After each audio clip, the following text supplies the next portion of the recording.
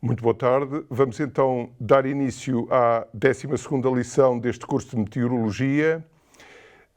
Nós hoje vamos falar de misturas de gases ideais, visto que a atmosfera seca ou a atmosfera úmida são substâncias constituídas por misturas de espécies químicas, as quais se comportam individualmente como gases ideais, e nós vamos verificar que a mistura também se comporta como um gás ideal.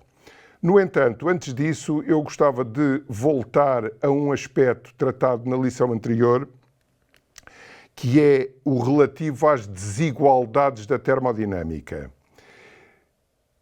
Para quê? Para esclarecer aqui algum aspecto importante ligado à desigualdade propriamente dita. Nós vimos que, em consequência da primeira lei da termodinâmica e também da segunda lei, visto que na segunda lei há um enunciado que implica a existência de uma propriedade termodinâmica não conservativa, que é a entropia.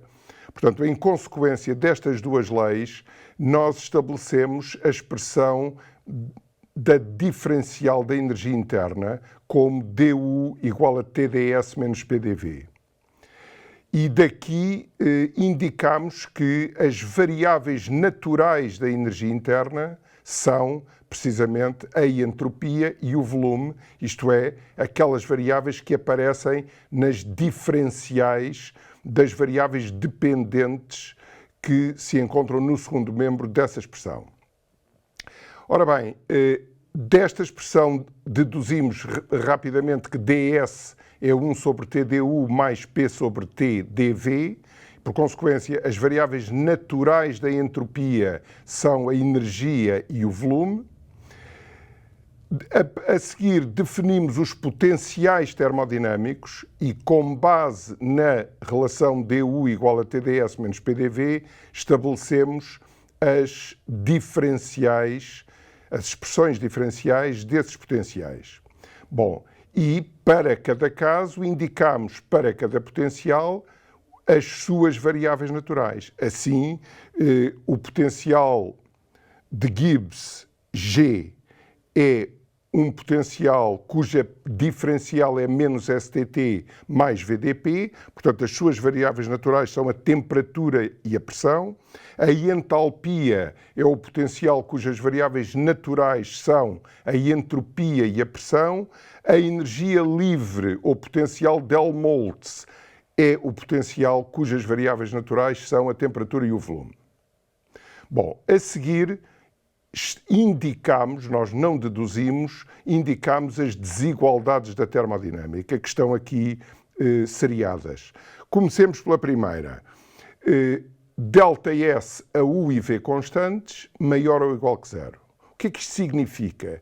Significa que se um sistema passa de um estado inicial de equilíbrio a um estado final de equilíbrio com a mesma energia e o mesmo volume que o estado inicial, então a entropia do estado final só pode ser maior ou igual à entropia do estado inicial.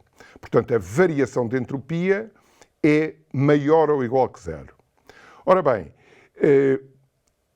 isto não implica que no processo que leva o sistema do estado inicial ao estado final, a energia e o volume tenham de manter-se constantes.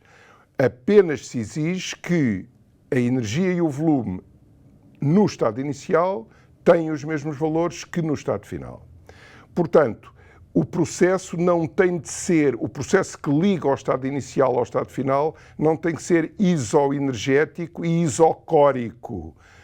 Durante o processo, a energia interna e o volume podem variar, mas o sistema termina com valores da energia interna e do volume iguais àqueles que tinha no estado inicial. Um processo possível é aquele em que o sistema está isolado, portanto não tem interações com a sua vizinhança. Nesse processo, a energia e o volume mantêm-se constantes, mas o processo não tem de ser um processo de um sistema isolado.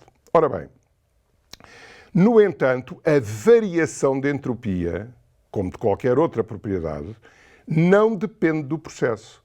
Só depende do estado final e do estado inicial. Então, o que é que significa essa variação ser maior ou igual que zero? Quando é que é maior que zero? Quando é que pode ser igual a zero? Ora bem, se ΔS for positivo, isto é, se a entropia do estado final for superior à entropia do estado inicial, para os mesmos valores da energia interna e do volume, então isso significa que o estado inicial não pode ser ligado ao estado final por um processo reversível. Portanto, se ΔS for positivo, então não existe para esse sistema e para a sua vizinhança nenhum processo reversível que ligue o estado inicial ao estado final. A entropia do universo, que é o ΔS, o IV constante, aumentou de facto. E, portanto, todos os processos que ligam o estado inicial ao estado final são processos irreversíveis em que a entropia do universo termodinâmico aumenta de facto. Se ΔS for zero, isto é, se a entropia do estado final for igual à entropia do estado inicial, então isso significa que o estado inicial e o estado final podem ser ligados por processos reversíveis para aquela vizinhança em que o sistema está imerso e que pode, pura e simplesmente, não existir. O sistema pode estar isolado. Ora bem, o mesmo tipo de conclusão se aplica às outras desigualdades. Isto é, se o sistema passa de um estado inicial a um estado final, e estes dois estados têm os mesmos valores da entropia e do volume, estamos a falar da segunda desigualdade, então a desigualdade diz-nos que a energia interna do estado final não pode ser superior à energia interna do estado inicial. Só pode ser ou igual ou menor. Mas, neste caso, o sistema não pode estar isolado. O sistema tem de ter interações com uma determinada vizinhança. Então, se ΔU for negativo, isto significa que esse sistema, em presença dessa vizinhança, não pode transitar do estado inicial ao estado final por um processo reversível. A mesma conclusão que tiramos há pouco para a primeira desigualdade. Ou seja, dizer que a energia interna do sistema diminuiu é a mesma coisa que dizer que a entropia do universo termodinâmico, sistema mais vizinhança, aumentou. Da mesma maneira, se o sistema passa de um estado inicial a um estado final e ambos os estados têm os mesmos valores da temperatura e do volume, então o sistema não pode estar também isolado, visto que a sua energia não se mantém constante. A temperatura mantém-se constante, portanto, esse sistema poderá estar imerso num reservatório de temperatura, num sistema à temperatura constante. Então, se o potencial de Helmholtz, a energia livre no estado final, for inferior à energia livre no estado inicial, isso significa que o sistema não pode transitar do estado inicial ao estado final por um processo reversível. Ou seja, isso é equivalente a dizer que a entropia do universo termodinâmico, sistema mais vizinhança, aumenta de facto nessa transição. E a mesma conclusão se tira para qualquer outra das desigualdades. As igualdades só se verificam se o estado inicial e o estado final, em presença da vizinhança a que o sistema está submetido, podem ser ligados por processos reversíveis. E então, nesse caso, isso significa que nessa transição a entropia do universo, do sistema isolado, isto é, do conjunto sistema-vizinhança, não aumentou, visto que o processo que liga o estado inicial ao estado final é reversível.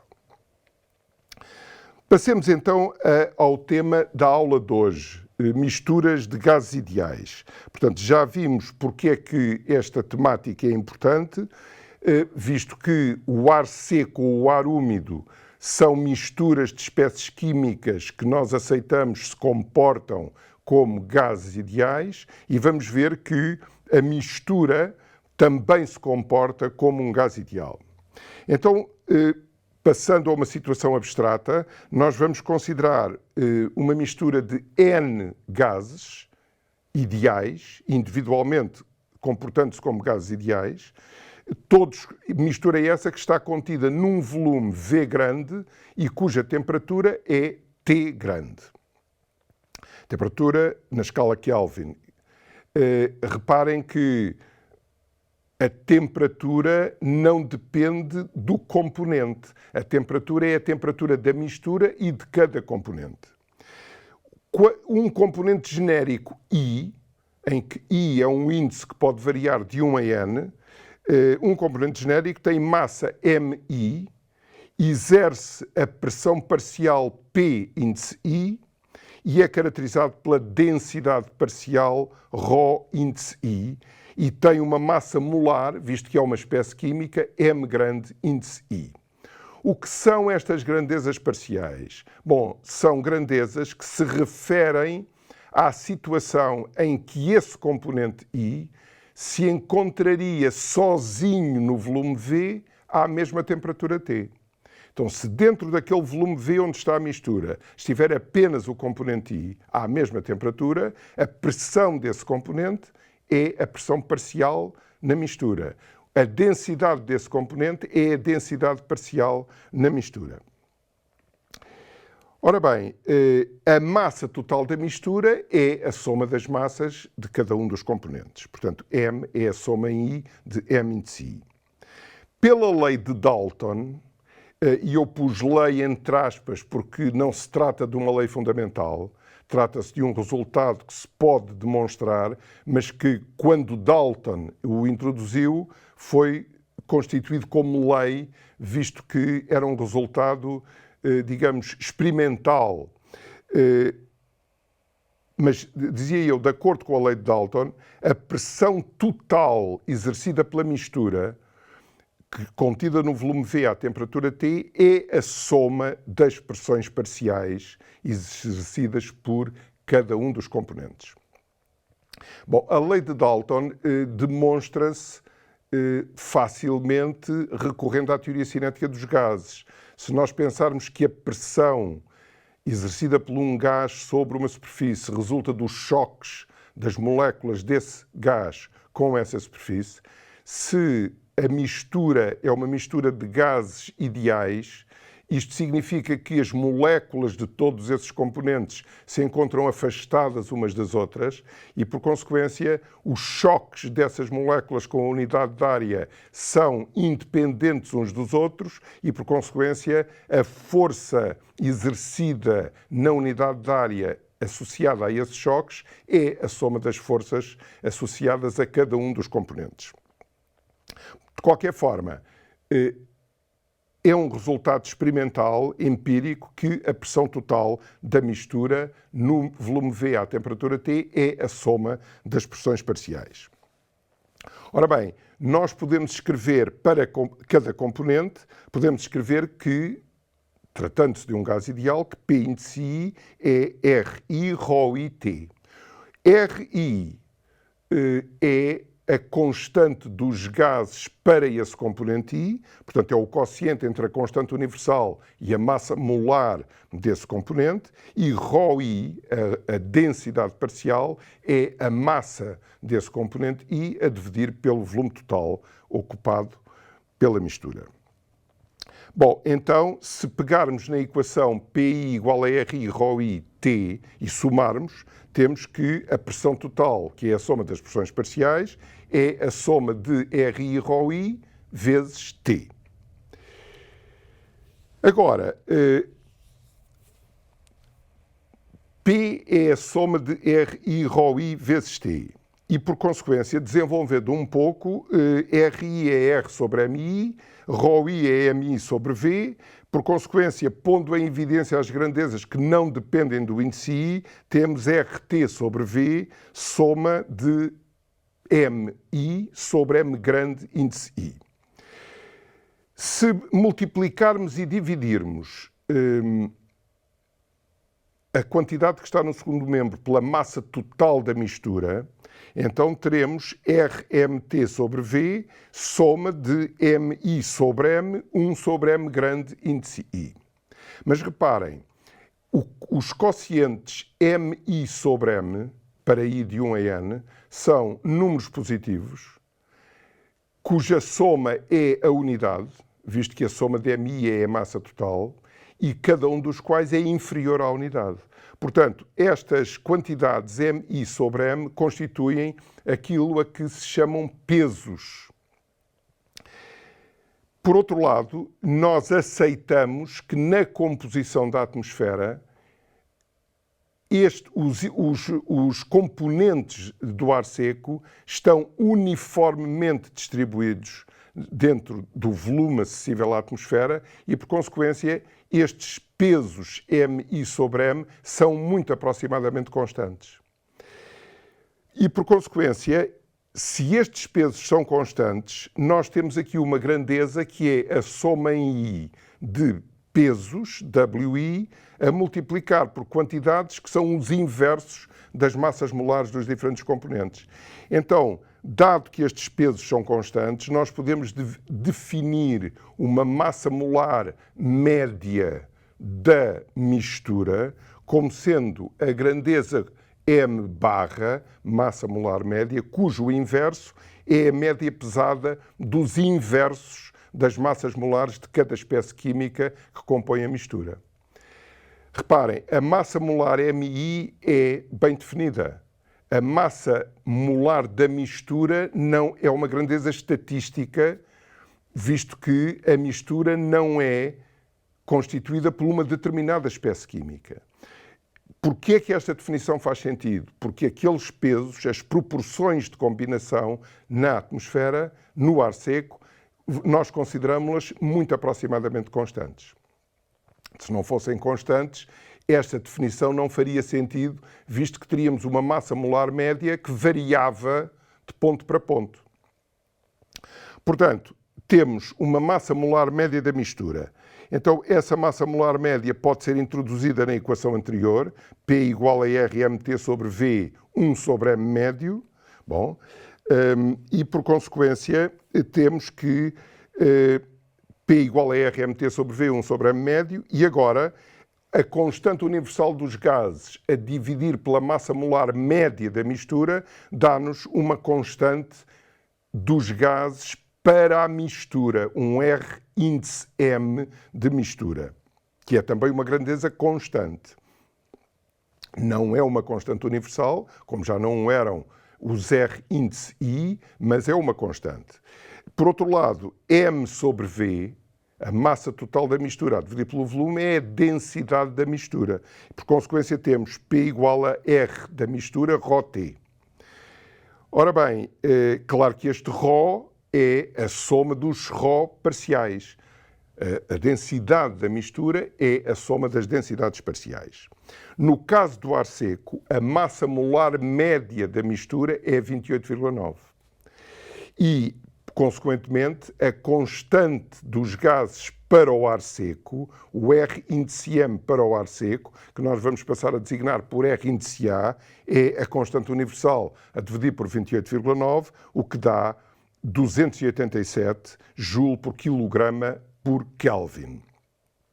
Reparem que, enquanto que a constante universal é uma grandeza expressa no sistema internacional em joule por mol por grau, agora, como estamos a dividir pela massa molar média, temos a constante do ar seco, que é expressa em joule por quilograma e por grau. Por consequência, a equação de estado do ar seco escreve-se P igual a R índice A, ρT. É uma equação que tem exatamente a mesma forma que a equação de estado de um gás ideal que ocupa um determinado volume a uma determinada temperatura e que tem uma determinada massa e, portanto, uma determinada densidade. Para uma espécie química, eu também escrevo P igual a R índice I, ρT. Para a mistura, escrevo P igual a R da mistura, que é a constante do ar seco, ρT.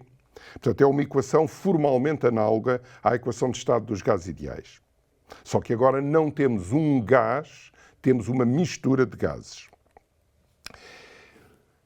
Quando consideramos o ar úmido, bom, então aplicamos o mesmo raciocínio.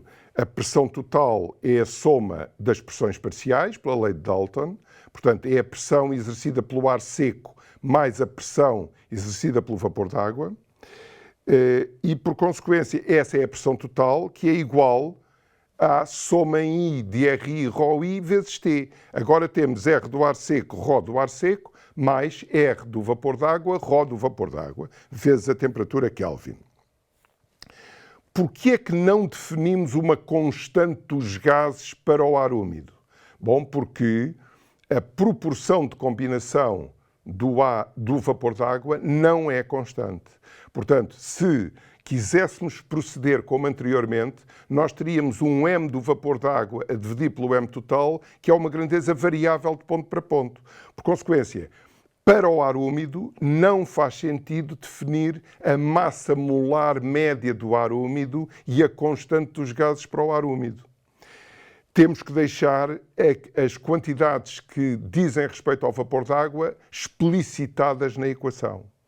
Por consequência, se nós partirmos desta equação e verificarmos que, pondo em evidência RA, constante dos gases do ar seco, aquela soma RA-ρA mais RV-ρV, se pode escrever como está indicado na segunda linha, RA-ρA mais RV sobre RA-ρV, mas RV sobre RA é, por definição, R sobre MV a dividir por R sobre MA, ou seja, é MA sobre MV. Já vimos que a massa molar média do ar seco é 28,9, a massa molar do vapor d'água, da água, é 18, portanto, dividindo 28,9 por 18, obtemos aproximadamente 1,61.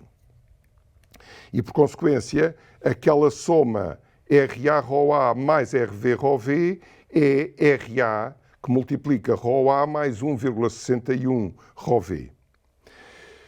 Bem, mas a densidade parcial do ar seco é a densidade do ar úmido menos a densidade parcial do vapor d'água, ρV. Portanto, substituindo ρA por ρ menos ρV e dentro da quantidade entre parênteses, combinando os termos onde aparece ρV, ficamos com RA, ρ mais 1,61 menos 1, ou seja, 0,61 ρV. Ou seja, pondo agora em evidência o ρ, temos RA, ρ, portanto temos a constante dos gases do ar seco, a densidade do ar úmido, 1 mais 0,61 ρ do vapor d'água a dividir pelo ρ do ar úmido.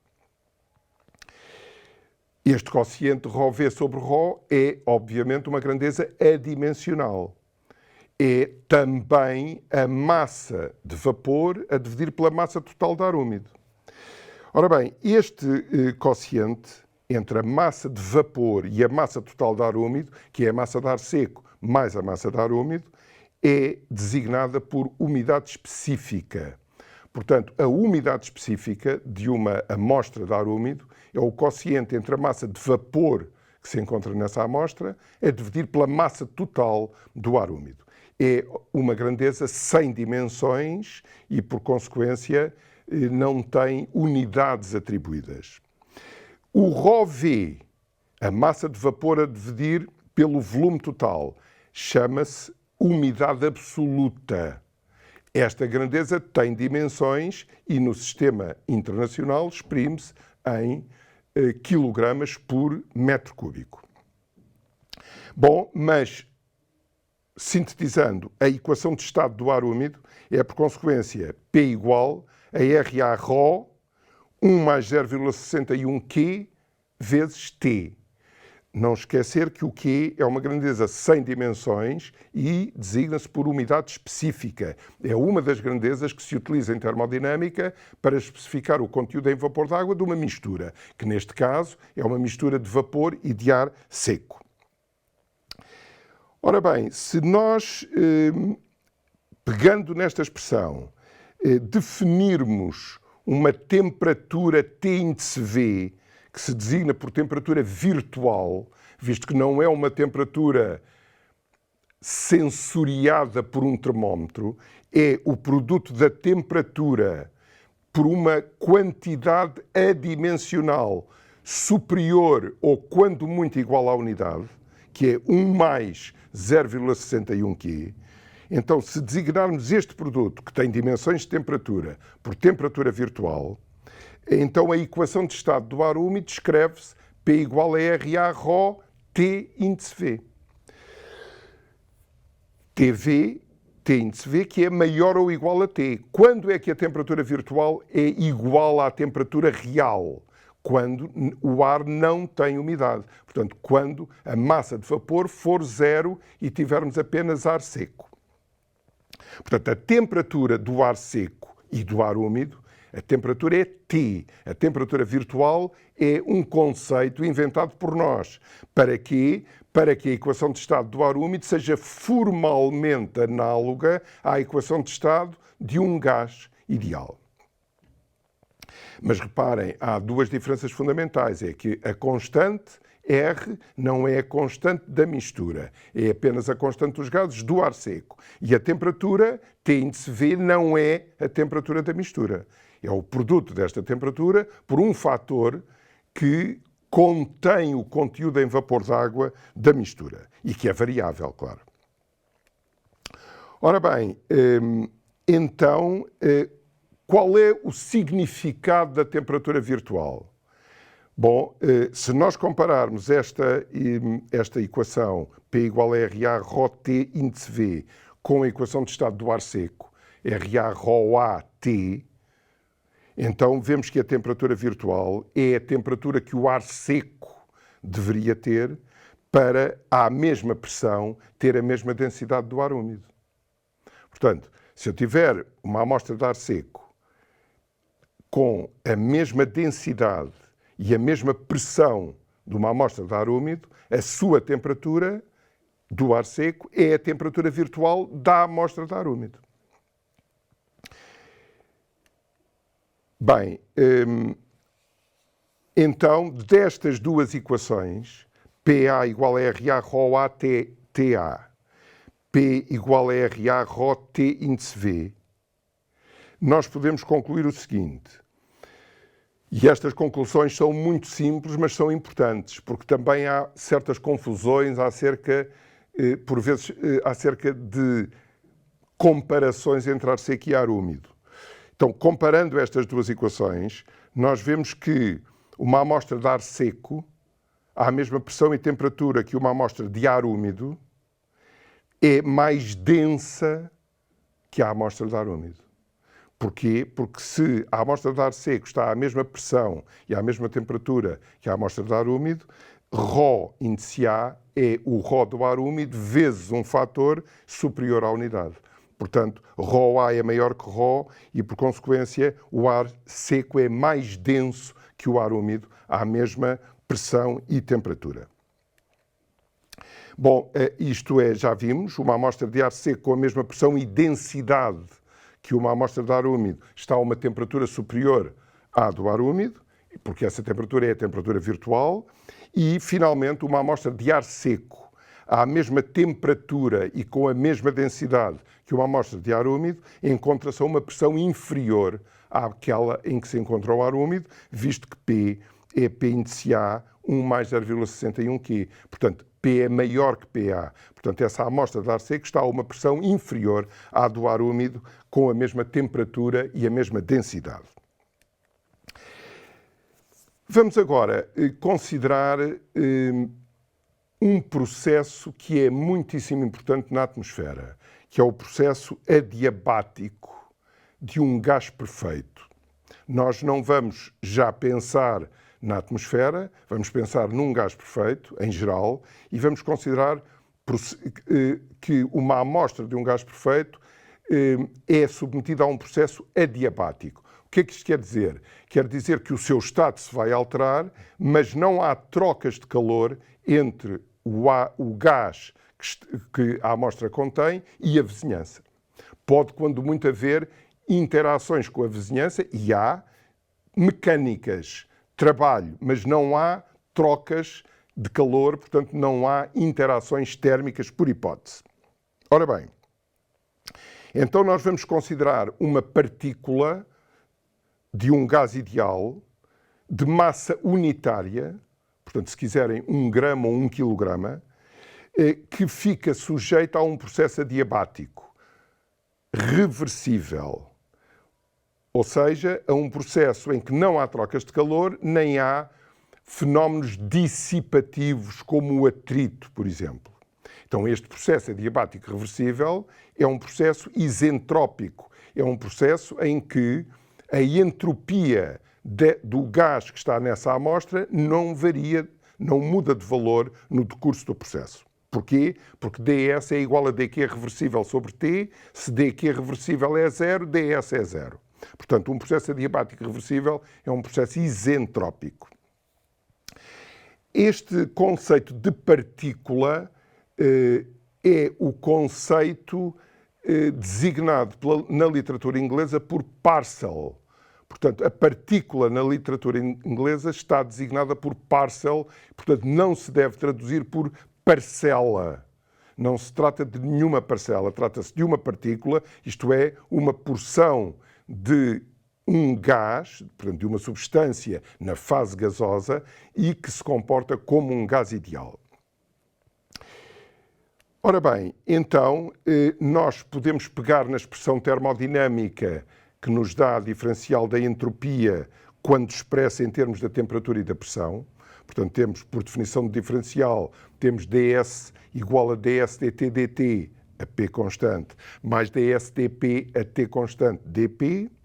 Bom, já vimos na lição anterior que ds dt a P constante é Cp sobre T, onde Cp é o calor específico, visto que eu estou a considerar uma partícula de massa unitária, é o calor específico, a pressão constante, sobre a temperatura. Portanto, temos a primeira parcela do segundo membro, ou o primeiro termo do segundo membro é Cp dt sobre T, e já vimos que ds dP a T constante é menos dV dt a P constante, porque é uma das relações de Maxwell de que tratámos na aula anterior. Bom, mas se se trata de um gás ideal, o produto da pressão pelo volume específico é a constante dos gases para esse gás vezes a temperatura. Bom, e daqui tiramos rapidamente que a derivada menos dV dt, P constante, é menos a constante dos gases para essa substância ou para essa mistura a dividir por T.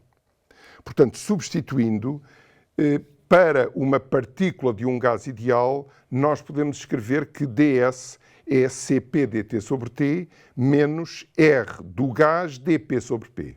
Portanto, temos aqui uma expressão da diferencial da entropia válida para um gás ideal, onde R índice G é a constante dos gases para esse gás.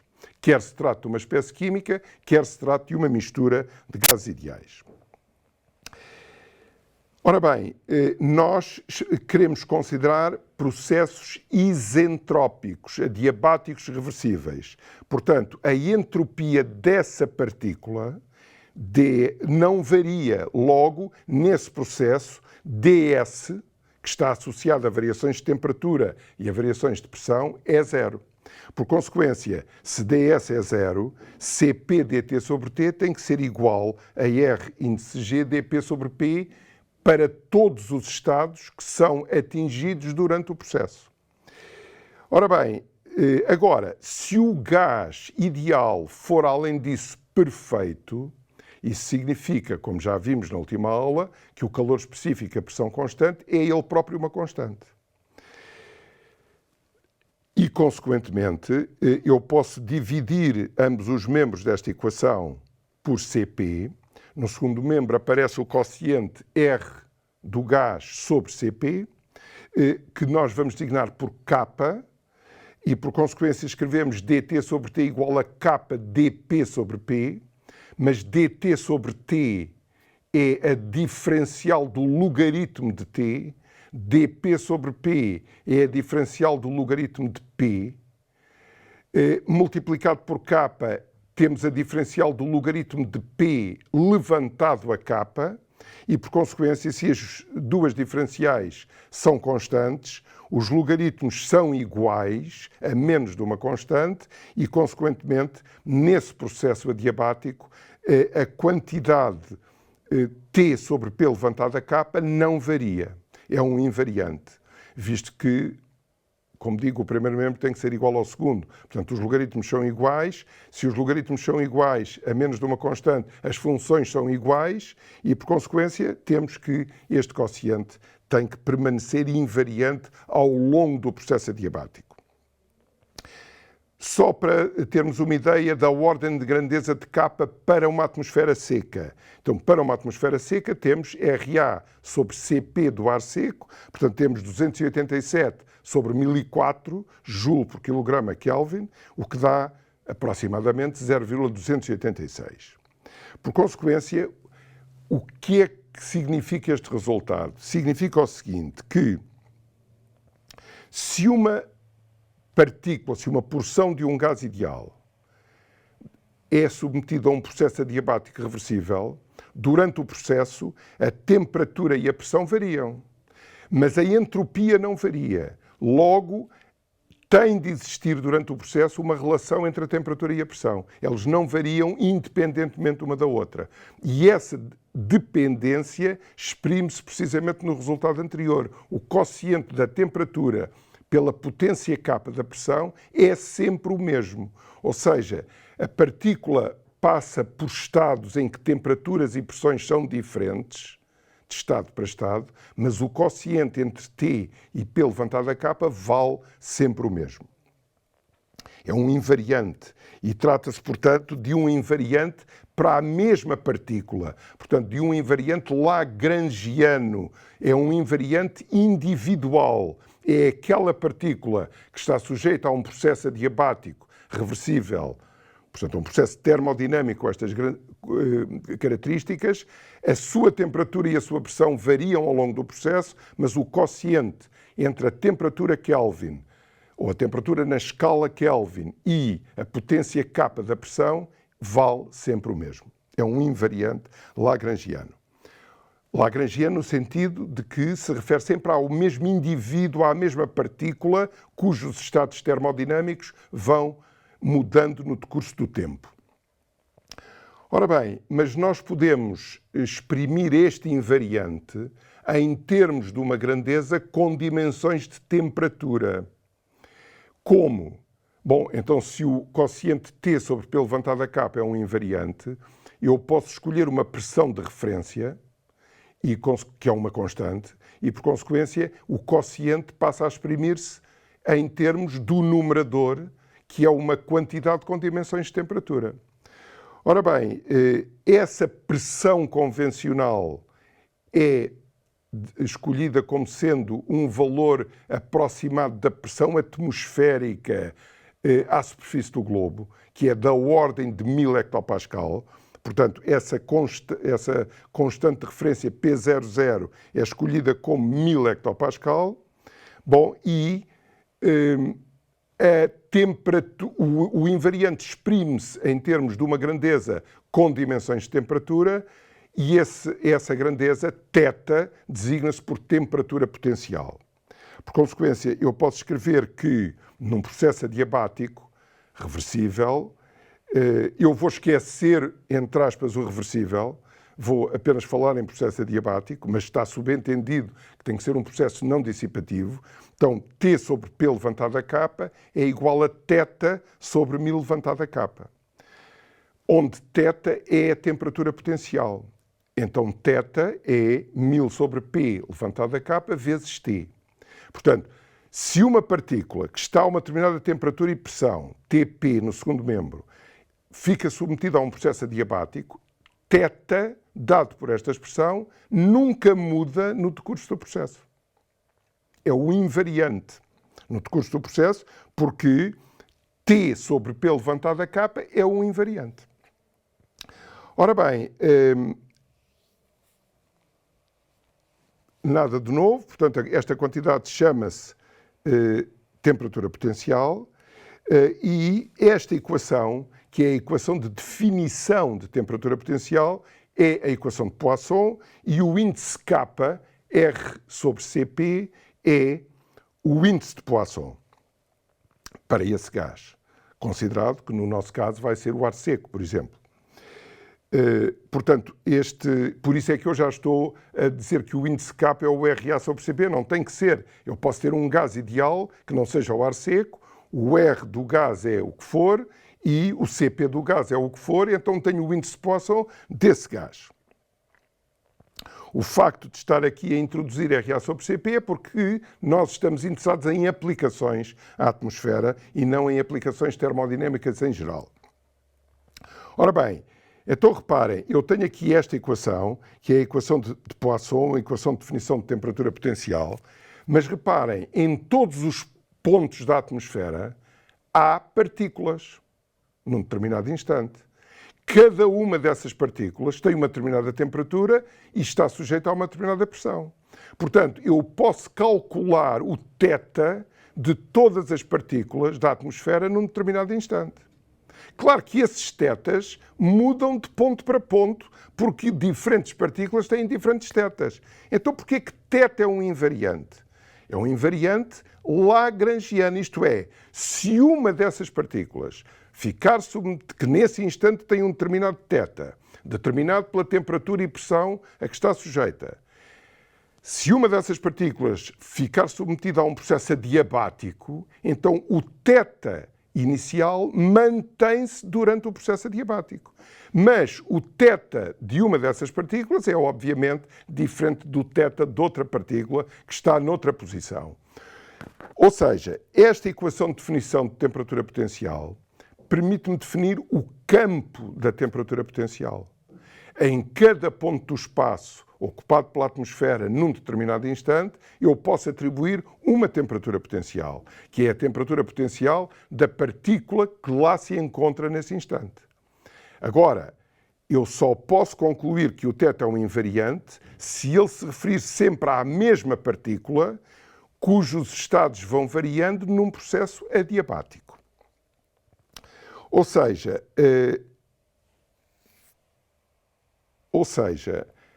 se uma partícula está num estado de TP e num processo adiabático atinge a pressão de 1000 hectopascal, então quando atinge essa pressão, a sua temperatura é θ.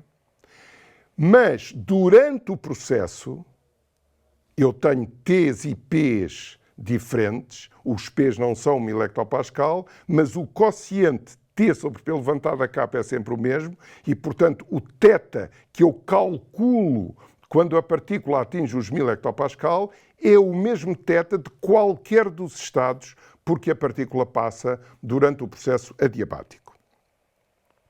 Portanto, distinguir entre o campo da temperatura potencial e a invariância da temperatura potencial para uma partícula em processo adiabático reversível. Ora bem, a constância de θ num processo adiabático reversível, que é a mesma coisa que dizer a constância do quociente T sobre P levantado a K, é também acompanhada da constância de outra grandeza termodinâmica, que é a entropia. Reparem que toda esta dedução começou pelo estabelecimento da diferencial ds e de igualar essa diferencial a zero, porque o processo é adiabático reversível. Portanto, no processo adiabático reversível, nós temos θ é um invariante, a entropia é um invariante. Bom, então isto faz pensar que a entropia de um gás ideal e a sua temperatura potencial, que são ambas grandezas invariantes no mesmo processo, isto faz pensar que essas duas grandezas devem ter uma relação entre si. E, de facto, é fácil verificar que sim. Ou seja, se nós partirmos da expressão já adequada a gases ideais, ds igual a Cp dt sobre T menos R do gás, dP sobre P, pondo Cp em evidência, eu tenho Cp que multiplica a diferencial de quê? De logaritmo de T, visto que a diferencial de logaritmo de T é dt sobre T, menos R do gás sobre Cp, visto que eu pus o Cp em evidência, e o R do gás sobre Cp é o K, menos K, diferencial de logaritmo de P. Mas K logaritmo de P é logaritmo de P levantado a K. Isto resulta das propriedades dos logaritmos. Bom, então fico com CP diferencial de uma diferença de logaritmos. Uma diferença de logaritmos é o logaritmo do quociente. E o quociente T sobre P levantado a K é θ. Portanto, ds é CP d de logaritmo de θ. Bom, então, integrando esta igualdade diferencial para um gás perfeito, supondo que o CP é constante, vem a menos de uma constante de integração que S é CP logaritmo de θ. Peço desculpa, esta expressão final está enganada, não é D de logaritmo de θ, é CP logaritmo de θ, visto que a diferencial desapareceu na integração. Portanto, a entropia específica de um gás ideal, S, ou seja, a entropia da unidade de massa, é o calor específico a pressão constante vezes o logaritmo neperiano da sua temperatura potencial. Portanto, há uma relação entre entropia e temperatura potencial.